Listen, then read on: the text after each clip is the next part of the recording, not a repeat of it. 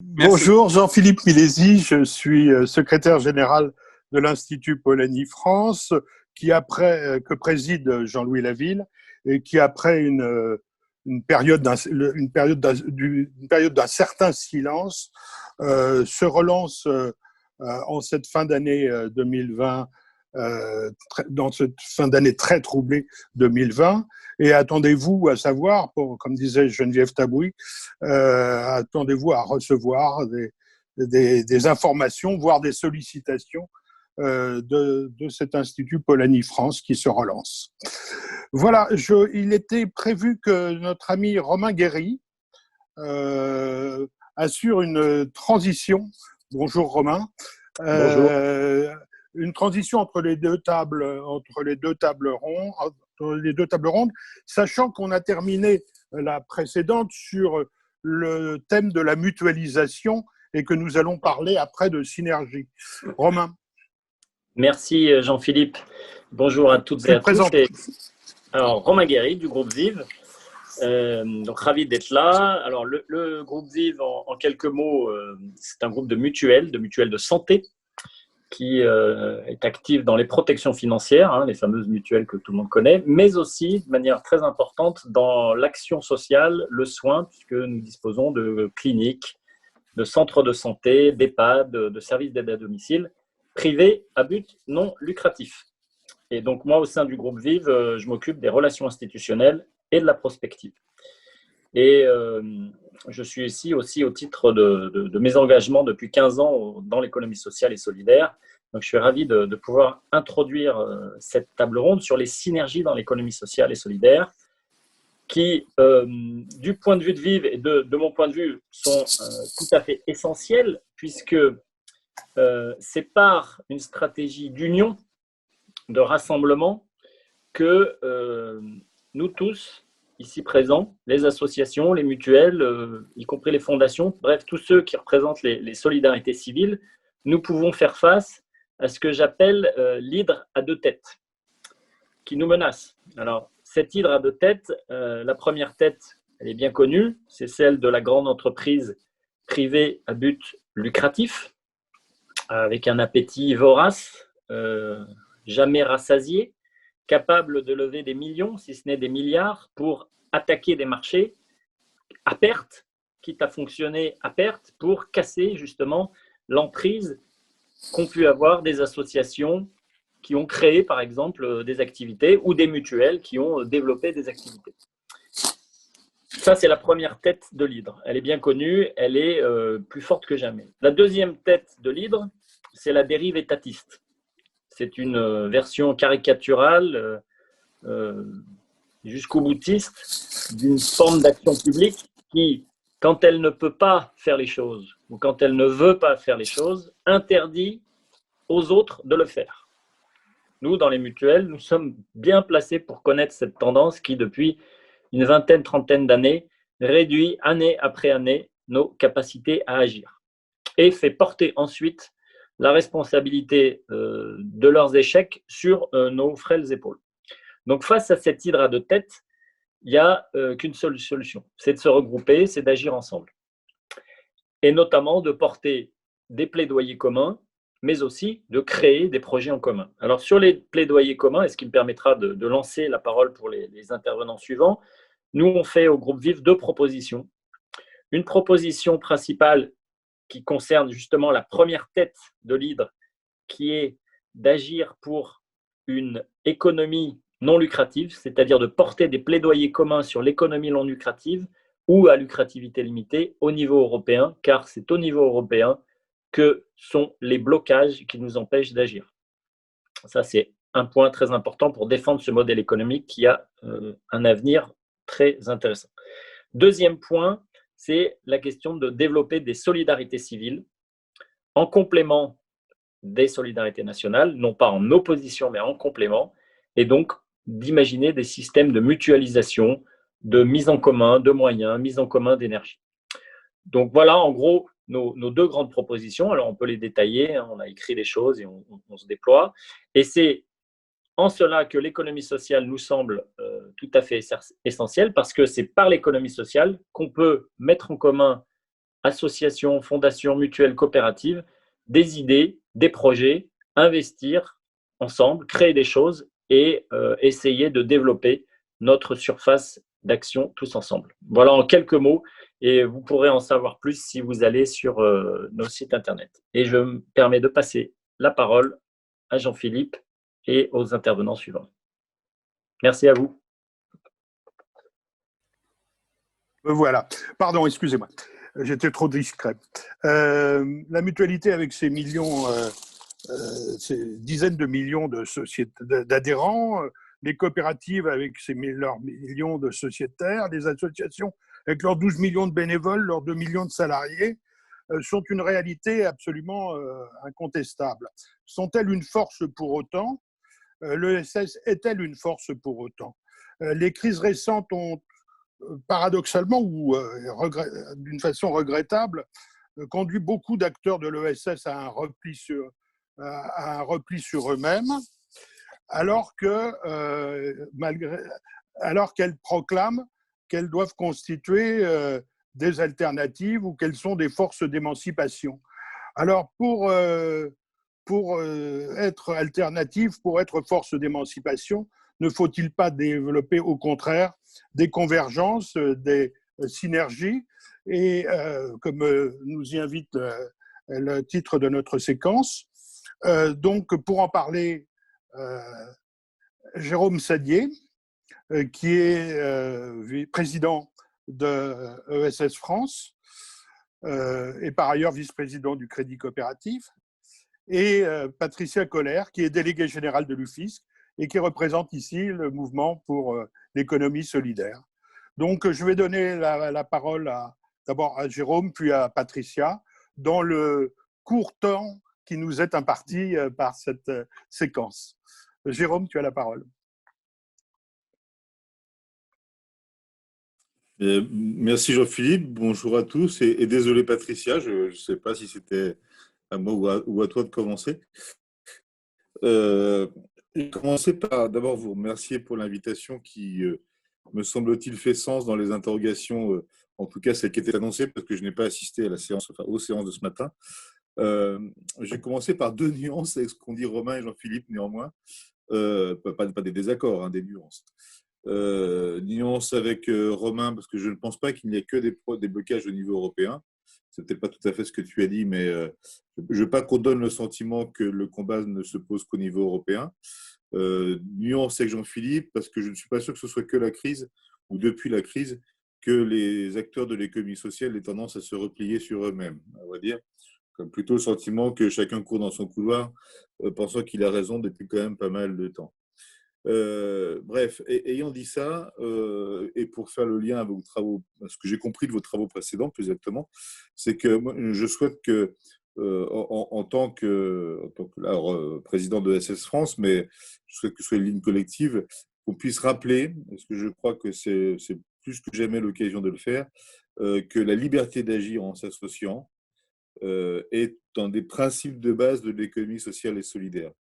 Je pense que c'est important parce que par rapport à notamment ce qu'évoquait Romain, mais ce que je vais après, la question de savoir si nous sommes toujours libres de décider ce que nous avons à faire et de la façon dont nous voulons le faire demeure est une vraie interrogation assez stratégique, on va dire, pour l'économie sociale et solidaire, quelles que soient ses formes. Cette liberté d'agir, elle s'exprime sous différentes formes, pour différents objets sociaux, et c'est bien la force de l'économie sociale et solidaire que ce principe-là soit applicable à bien des activités, à bien des secteurs. On sait que les remises en cause sont de tous ordres. Alors, ils sont d'ordre, parfois c'est l'injonction des financeurs, parfois c'est l'évolution de la réglementation, qu'elle soit effectivement européenne ou parfois totalement nationale. C'est parfois le conformisme ou la technocratie, la mise en concurrence. C'est aussi parfois l'affaiblissement démocratique de nos propres organisations, démocratiques de nos propres organisations qui nous amène à ces remises en cause. Donc, je crois que la question de la coopération entre acteurs, au-delà de la synergie d'ailleurs, parce que je pense que la coopération, c'est un principe qui est plus fort que la synergie. La synergie est peut-être un moyen d'analyse. La coopération, c'est un principe d'action. Je crois que c'est l'une des clés pour l'avenir dans l'économie sociale et solidaire. Ça fait longtemps que le monde coopératif parle d'intercoopération. Je ne suis pas tout à fait certain qu'il arrive parfaitement à l'illustrer. Néanmoins, je crois que c'est un peu de ça dont il faudrait aujourd'hui s'inspirer. Pour quelles raisons? Moi, j'en vois quatre principales. Elles sont pas, ce ne sont sans doute pas les seules, mais c'est comme ça que j'ai senti les choses. D'abord, la coopération entre acteurs peut être l'un des moyens de résistance à la logique projet qu'on nous oppose, notamment dans le monde associatif, de la part des financeurs. Je crois qu'il n'y a rien de pire que voir le projet s'affadir parce qu'il doit passer sous les fourches codines des financeurs publics. Je dis public aujourd'hui, mais avec le développement des financements privés également du monde de l'économie sociale et solidaire, ça ne peut pas aller en s'arrangeant. Ce qui fait la force du monde associatif, de l'économie sociale et solidaire, peut-être au sens plus large du terme, c'est la capacité des gens à s'associer, à se rassembler pour concevoir d'abord, mener ensuite un projet, je dirais même aussi l'évaluer eux-mêmes, d'ailleurs.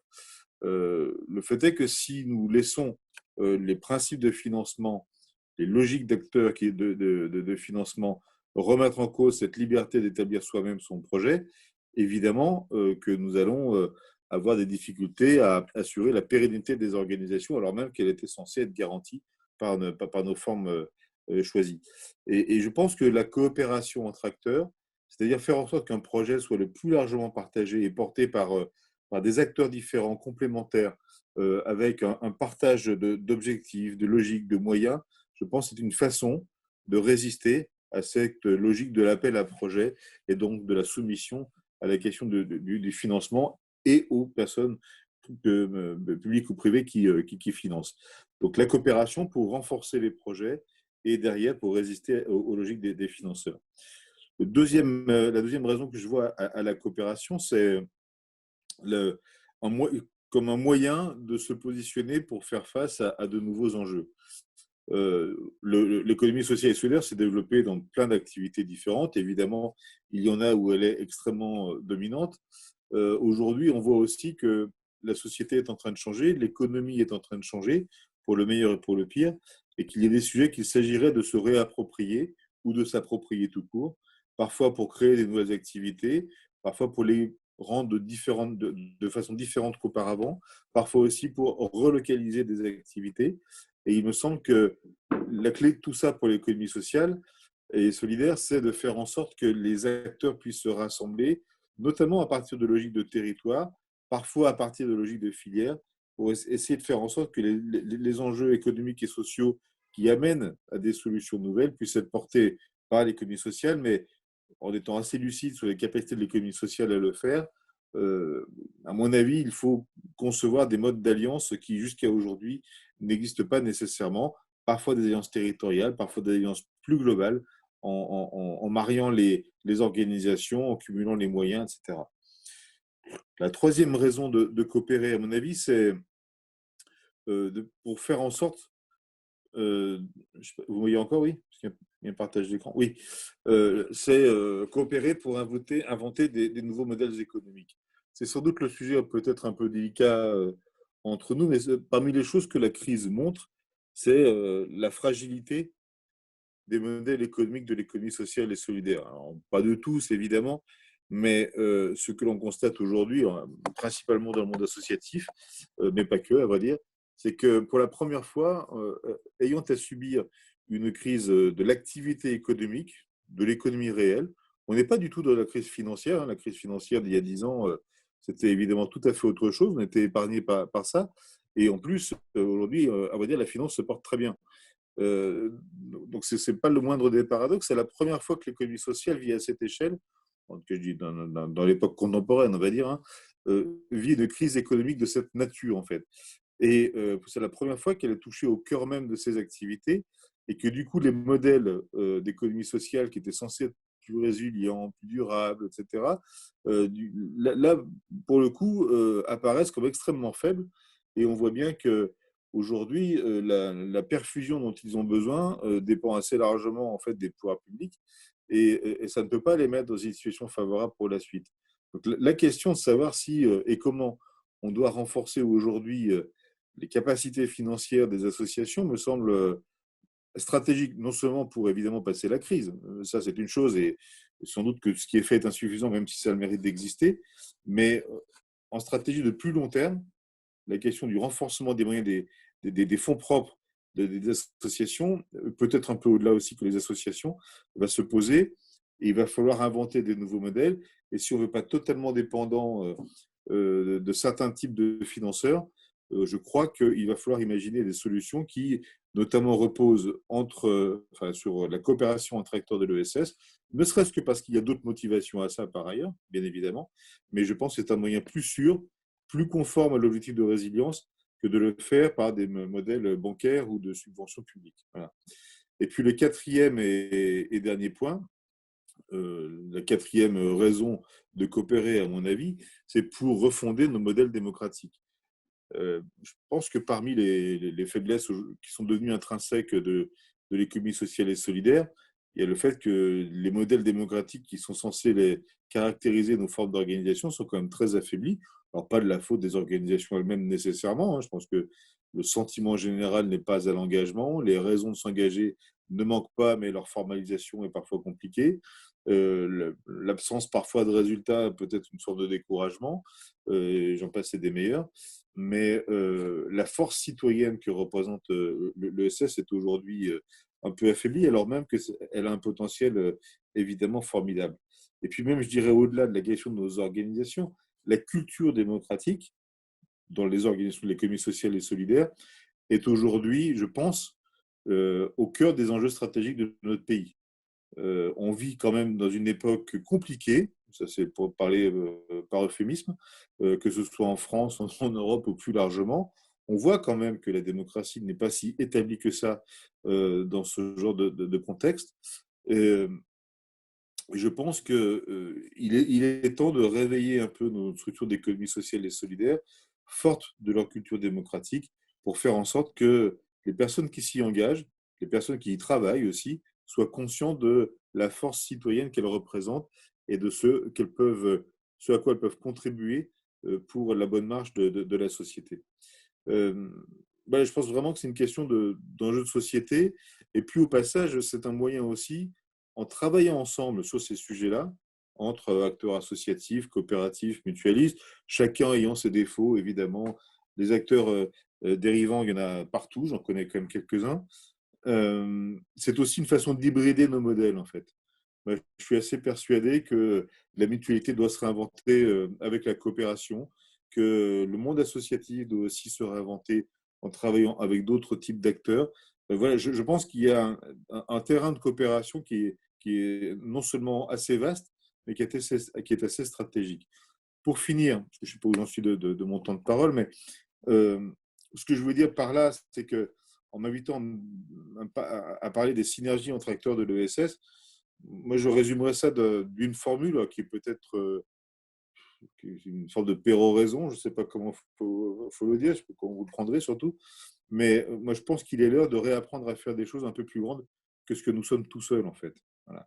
Les organisations de l'ESS, quel que soit leur secteur d'activité ou leur forme, elles ont créé des choses, elles ont été à l'initiative de ce qui fait aujourd'hui souvent le contrat social du pays, parfois même les formes économiques de notre pays.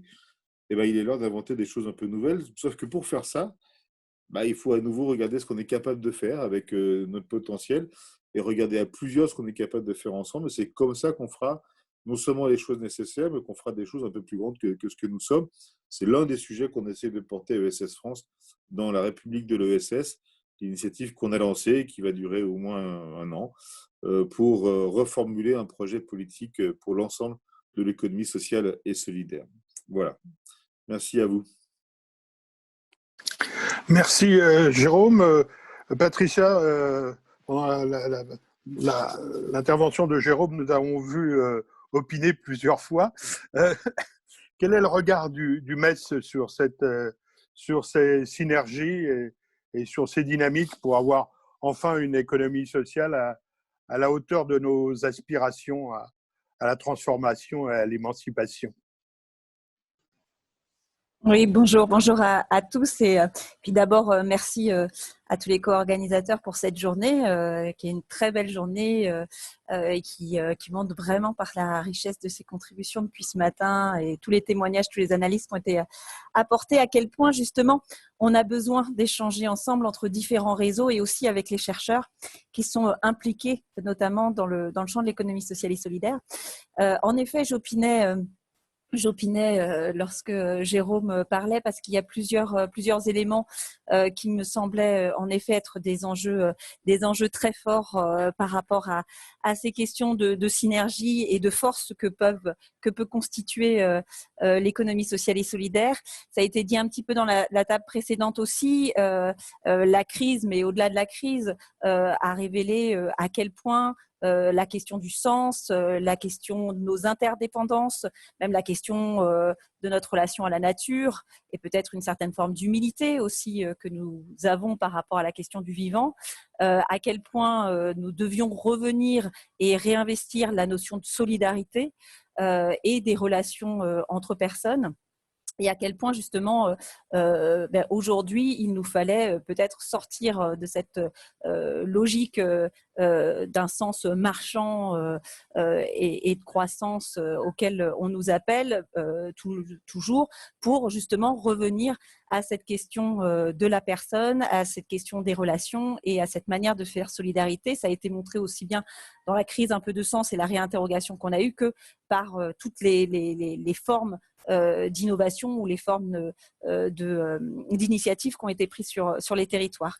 Et là où il me semblait en effet se dire qu'on peut être aussi que l'ESS doit dépasser la logique de secteur et d'activité, comme ça a été dit aussi ce matin, c'est-à-dire que nos activités que nous faisons, nous dans le champ culturel, par exemple pour mon réseau, dans l'économie solidaire, dans l'agriculture, dans l'hébergement, dans le commerce équitable, etc., dépassent l'activité pour réinterroger plus profondément notre capacité de citoyen à agir, notre liberté d'auto-organisation, notre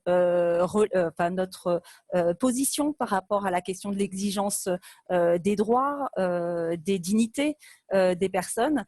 Et aujourd'hui, on voit que on a peut-être une capacité, si en effet, je pense que la question de la coopération en effet est essentielle, si on se pense peut-être tout d'abord comme un mouvement culturel. Moi, ça me semble très important de se dire qu'on a une capacité à construire un nouvel imaginaire. En effet, peut-être d'être plus grand que nous-mêmes, parce que aujourd'hui, on ouvre des possibles par des actions concrètes et aussi par une capacité, justement, dans cette synergie de différentes typologies d'acteurs, de produire du réflexif, de produire une capacité aussi structurelle et donc peut-être d'arriver à poser un nouvel imaginaire autour notamment de la logique économique. On le voit d'autant plus que, comme ça a été rappelé, on a des millions de personnes qui aujourd'hui sont investies et s'engagent dans cette culture associative, dans cette culture de l'économie sociale et solidaire. Donc, il faut aussi que nous puissions, nous, avoir une exigence par rapport à nous-mêmes dans cette capacité d'influence culturelle. C'est peut-être, par exemple, ça a été aussi dit ce matin, ne pas se restreindre à la notion de réponse aux besoins pour s'inscrire peut-être parfois plus dans l'exigence du respect des dignités et des droits fondamentaux. Ce qui nous permet aussi d'apporter une nouvelle exigence par rapport à la situation dans laquelle on est. C'est cette capacité d'inventer un nouvel imaginaire socio-économique, on l'a dit, sur des nouvelles formes d'organisation collective, de prise de décision, de relations dans le travail, qui s'appuie, Jérôme l'a dit, plus sur la question de la démocratie dans ces initiatives, sur la coopération plutôt que la course à la concurrence, sur la diversité des initiatives peut-être plutôt que sur la course à la taille, sur le réseau, la mise en réseau, la coopération un peu organique plutôt que sur une logique de concentration et de structuration verticale. Mais pour ça, il faut qu'on ait aussi le temps, peut-être nous-mêmes, de nous interroger, de déconstruire un peu les dogmes, les normes, de s'autoriser à interroger, à réfléchir, à innover, à vraiment penser la transformation, ce que nous ne faisons pas toujours parce que nous avons aussi ce danger du mimétisme et de plutôt avoir tendance à en effet récupérer les injonctions ou les manières de faire de l'économie capitaliste. Donc, on a besoin justement, et peut-être la synergie dans l'ESS nous permettra aussi de prendre le temps de se saisir de la diversité des approches, de dialoguer, de croiser nos référentiels. Je suis tout à fait d'accord aussi sur cette question de l'hybridation des compétences qui appartient à chaque aussi forme dynamique de l'économie sociale et solidaire, sur les mutuelles, sur les coopératives, sur les associations, sur toutes les initiatives non monétaires également que l'on connaît, des initiatives citoyennes hybridées. Il faut qu'on arrive aussi à croiser ces référentiels. Je pense qu'il y a justement ces partenariats acteurs-chercheurs qui sont aussi extrêmement importants. Si on se pense en organisation plus organique, plus systémique, plus dans une logique interconnectée, comme on aime bien citer Édouard Glissant, et la question de la diversité culturelle est d'une autre manière aujourd'hui de penser le monde, plutôt comme des archipels reliés qui font mouvement. On a besoin de connecteurs et sans doute que cette dimension acteur-chercheur, elle est aussi un de ces espaces connecteurs. Et je dirais, il faut évidemment dépasser aussi le champ de l'ESS en tant que tel, puisque ce qui est important, c'est aussi de faire mouvement peut-être avec d'autres dynamiques qui ne se reconnaissent pas de l'économie sociale et solidaire, mais qui sont sur les mêmes logiques, mouvements citoyens, mouvements sociaux, mouvements des communs, enfin voilà, qui sont vraiment très nombreux et on a à travailler avec eux. Alors, je vais essayer d'aller assez vite, mais je voulais quand même aussi mettre l'accent sur la question des actions concrètes. Ça a été dit aussi ce matin dans la prospective à penser. Il y a la question des actions, il y a la question de voir les actions concrètes. Et là aussi, on a des coopérations possibles pour avancer dans ce mouvement. Partir des citoyens qui s'auto-organisent librement, ça a été dit, identifier les acteurs, mieux se connaître sur les territoires. Le Transiscope qu'on a vu tout à l'heure est une dimension, est un outil par exemple pour cela. En faisant aussi attention à bien prendre en compte toutes ces alternatives socio-économiques. Parfois, dans l'ESS, on a tendance à oublier toutes ces initiatives citoyennes, je disais, non monétaires, qui ne s'inscrivent pas dans une logique entrepreneuriale, comme parfois l'injonction se fait. Et donc, je crois que vraiment, on a besoin de réunir toute la diversité des acteurs. Et une proposition du MES forte que je pourrais citer est bien sûr la logique d'écosystèmes territoriaux solidaires. Aujourd'hui, on a besoin de travailler en local cette coopération active.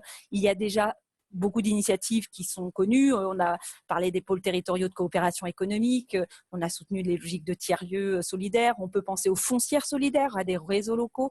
Il y a énormément d'initiatives, mais il faut qu'elles puissent être mieux soutenues, les processus, être reconnus comme des processus et non pas comme des actions en tant que telles.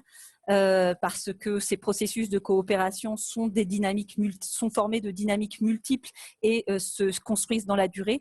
Et aujourd'hui, on manque d'accompagnement et d'ingénierie d'accompagnement par rapport à cela. Et là, dans le champ de l'ESS, on a une capacité de travail par cette hybridation de compétences, on l'a déjà dit, mais aussi parce qu'on sait soutenir des logiques de recherche-développement, de recherche-action avec des processus plus participatifs que ce qu'on peut rencontrer ailleurs.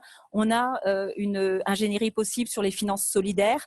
Je parlais des foncières par exemple tout à l'heure. On sait à quel point la question de la terre dans l'agriculture, de l'hébergement, etc., sont importantes. Et puis, on pourrait également parler de cette convergence sur un véritable plan de relance, mais là, j'y reviens pas parce que c'était la table précédente, mais je souscris vraiment à ce qui a été dit. Juste un dernier levier, mais ça a été aussi dit par Jérôme, c'est la question de la démocratie, l'entretien et l'exigence de la démocratie. Moi, pour rajouter par rapport peut-être à ce qu'il a déjà dit sur en effet à quel point ces initiatives de l'économie solidaire peuvent être des endroits d'entretien du droit à s'exprimer, à délibérer, à participer, mais aussi du devoir du respect dans la relation, la capacité à palabrer, à s'organiser. C'est peut-être cette question qu'on a à traiter et à travailler de l'ascendance territoriale et de notre capacité à peut-être construire de nouveaux espaces de coopération et de co-construction, justement, dans une logique d'organisation plus coopérative, peut-être moins concentrée, qui fasse plus la confiance aux acteurs en local et aux citoyens en local. Et puis évidemment, on en a parlé aussi ce matin de ce travail de co-construction avec les politiques publiques. Je pense qu'il est vraiment important que cette synergie dans l'économie sociale et solidaire se porte aussi sur notre manière de construire le dialogue avec les élus et les collectivités publiques, notamment au niveau local, et que là, on a peut-être à renforcer un peu nos outils voilà, de cette relation avec les politiques publiques. Il y a beaucoup de choses qui ont déjà été dites sur aussi bien les logiques de conventionnement que des espaces démocratiques à construire. Donc voilà, je vais m'arrêter là parce que je vois que j'étais un peu longue. Non, c'est parfait. Vous avez tous les deux parfaitement respecté les normes données. Il nous reste même quelques minutes. J'ai regardé dans le chat plusieurs messages font référence à la formation, à la mobilisation des jeunes dans l'ESS, pour l'ESS, et comment les tenir éloignés des sirènes du social business. Qui veut Jérôme, par exemple, en 2 mots. Il reste 2 minutes. Il reste 3. Bon, écoute, je vais essayer d'être télégraphique alors. Je pense que les jeunes sont plutôt spontanément attirés par l'ESS, mais malheureusement, il faut trop savoir ce que ça veut dire. Exactement. Souvent, il y a un mélange d'aspirations parfaitement d'ordre humanitaire ou humaniste, je ne sais pas comment il faut le dire, de recherche de sens à titre personnel et d'utilité collective. Le problème, c'est que l'incarnation de tout ça dépend pour beaucoup d'acteurs qui, à mon avis, ne sont pas tout à fait pleinement en phase avec l'économie sociale et solidaire. Le problème, c'est que je veux citer personne, mais je pense qu'on a du mal, pour le dire à l'envers, dans l'économie sociale et solidaire, plutôt fière de ce qu'elle est et qui essaie d'expliquer ses principes, à incarner la réponse à cette recherche de sens. Voilà. Ça me semble assez caractéristique, et notamment pour ceux qui cherchent une activité, c'est-à-dire un emploi, une activité qui n'est pas de l'emploi, mais pour ceux qui cherchent à travailler dans l'économie sociale et solidaire, je pense qu'on a du mal à faire une proposition qui réponde à ces attentes sans qu'il y ait des dérive derrière. Et je pense qu'il y a un vrai débat en ce moment, d'ailleurs, à l'appui de livres qui sont sortis, même un article dans Le Monde aujourd'hui sur la question, sur le burn-out dans l'économie sociale. Voilà, donc je pense qu'il y a un problème d'incarnation et de travail, à mon avis, de la part des employeurs de l'économie sociale. Voilà. Et je pense qu'on n'y est pas tout à fait. Une question, Patricia? C'est très insuffisant comme réponse. Non, mais c'est très insuffisant comme réponse, mais... C'est vrai que c'est une question difficile parce qu'on aimerait pouvoir en parler beaucoup plus longtemps. Oui. Mais non, peut-être deux éléments. On vient justement de conduire à l'UFISC un projet sur la question de la place des jeunes en milieu rural, notamment parce que les territoires ruraux sont particulièrement... c'est parfois particulièrement difficile et en même temps peuvent être très contributifs. Et ce qui nous paraît important, c'est peut-être aussi de reposer plus particulièrement cette place des jeunes, c'est-à-dire de leur participation, de leur capacité à accompagner leurs propres initiatives. La question de la précarité des jeunes et des inégalités aujourd'hui très fortes qu'ils connaissent. Et c'est vrai que peut-être que l'ESS n'est pas non plus toujours au rendez-vous dans ce sujet-là. Il y a aujourd'hui sans doute une posture aussi à avoir par rapport aux jeunes et à leurs capacités. Je parle notamment aussi des jeunes précaires. On avait hier au FRES une table ronde là-dessus, de voir toutes les capacités, toutes les ressources qu'ils peuvent apporter et parfois les voir moins comme une charge que comme véritablement des dynamiques et des ferments en fait qui vont pouvoir justement nous apporter beaucoup. Donc voilà, il y a peut-être aussi reconsidérer un petit peu la manière dont on voit la jeunesse et sa capacité. Alors, j'ose plus parler d'engagement maintenant. Ce terme est tellement pris de manière complexe, mais sa manière en tout cas d'avoir envie de contribuer à la société.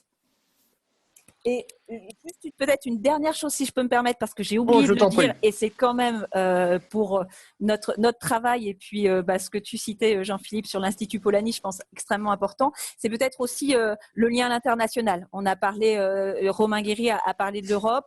Voilà, on était un petit peu vite aussi, mais je pense qu'il y a aussi cette question de l'international qui est extrêmement importante et qu'aujourd'hui, réussir ce pari de l'imaginaire culturel et ce pari de cette force citoyenne, c'est aussi le penser avec d'autres pays. On sait les travaux que les chercheurs aussi mènent dans cette logique internationale. Réfléchir avec l'économie populaire, réfléchir avec les économies féministes, réfléchir avec les économies transformatrices. Tout ça est extrêmement important et il faut aussi qu'on puisse s'en saisir.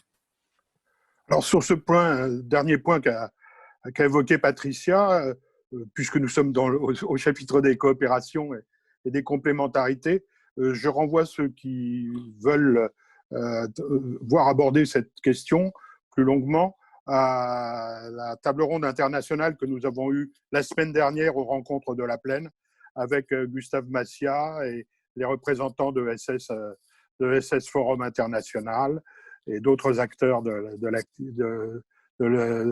l'ESS à l'international. Voilà, écoutez, il est 35, nous sommes tout à fait dans les temps qui nous ont été impartis. Cela tient du miracle.